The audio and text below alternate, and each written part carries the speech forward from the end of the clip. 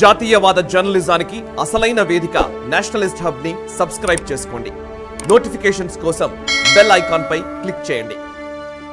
నమస్తే, welcome to Nationalist hub. భారత నావికాదళాన్ని మరింత పటిష్టం చేయాలని భారత ప్రభుత్వం పావులు కదుపుతోంది.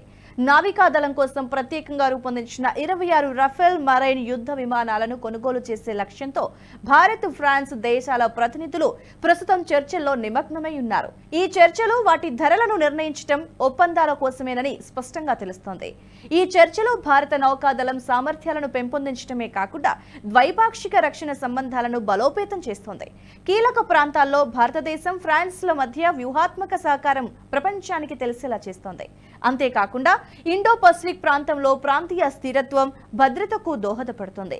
భారత్, ఫ్రాన్స్ మధ్య చర్చలు వాస్తవానికి 2023 మే 30న ప్రారంభం కావాల్సి ఉండగా లోక్సభ ఎన్నికలు ఫలితాల కారణంగా జూన్ 2వ వారానికి వాయిదా పడ్డాయి. ద్వైపాక్షిక సంబంధాలతో కూడిన కీలకమైన చర్చల సమయంలో రాజకీయపరమైన సమస్యలు తలెత్తకుండా ఉండాలనే జూన్ 2వ వారానికి భేటీని వాయిదా వేశారు.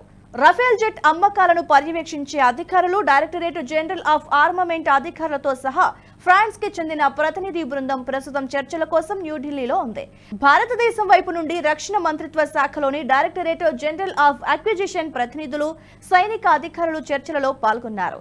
ఈ ఒప్పందం కోసం భారత్ 50,000 కోట్ల రూపాయలకు పైగా ఖర్చు చేయనుంది. భారతదేశ రక్షణ కోసం అధునాతన విమానాలతో ఆయుధ రంగాన్ని గణనీయంగా బలోపేతం చేయడానికి మోదీ ప్రభుత్వం సిద్ధంగా ఉందని ఈ డీల్ తెలియజేస్తోంది. భారతదేశం తన రక్షణ సామర్థ్యాలను బలోపేతం చేయటమే కాకుండా హిందూ మహాసముద్ర ప్రాంతంలో మరింత శక్తివంతంగా మన దేశ నేవీ మారనుంది. స్వదేశీ విమాన వాహనౌక విక్రాంత్, విక్రమాదిత్యలపై మోహరించేందుకు వీలుగా రఫేల్ జెట్లను కొనుగోలు చేసే ప్రతిపాదనకు ఇప్పటికే కేంద్రం ఆమోదించింది. ఇక భారత్ వద్ద 36 రఫేల్ యుద్ధ విమానాలు ఉన్నాయి. ఇవి భారత వాయుసేన దగ్గర ఉంది. ఇప్పుడు నావికాదళం కోసం భారత్ ఈ కొత్త యుద్ధ విమానాలను వినియోగించాలని అనుకుంటూ ఉంది. హిందూ మహాసముద్రంపై ఆధిపత్యం కోసం మనతో చైనా పోటీ పడుతోంది. కొన్ని దశాబ్దాలుగా డ్రాగన్ తన నేవీని ఆధునీకరిస్తోంది. హిందూ మహాసముద్రంలో సైనిక స్థావరాలను ఏర్పాటు చేస్తున్న చైనాకు చెక్ పెట్టాలనేది మన రక్షణ శాఖ ప్రస్తుత టార్గెట్ గా కనిపిస్తోంది. ఇక ఫ్రాన్స్ కి చెందిన డసో ఏవియేషన్ సంస్థ రఫేల్ యుద్ధ విమానాల తయారీదారుగా ఉంది. ఈ సంస్థ రఫేల్ లో మెరైన్ వెర్షన్ ను అభివృద్ధి చేసింది.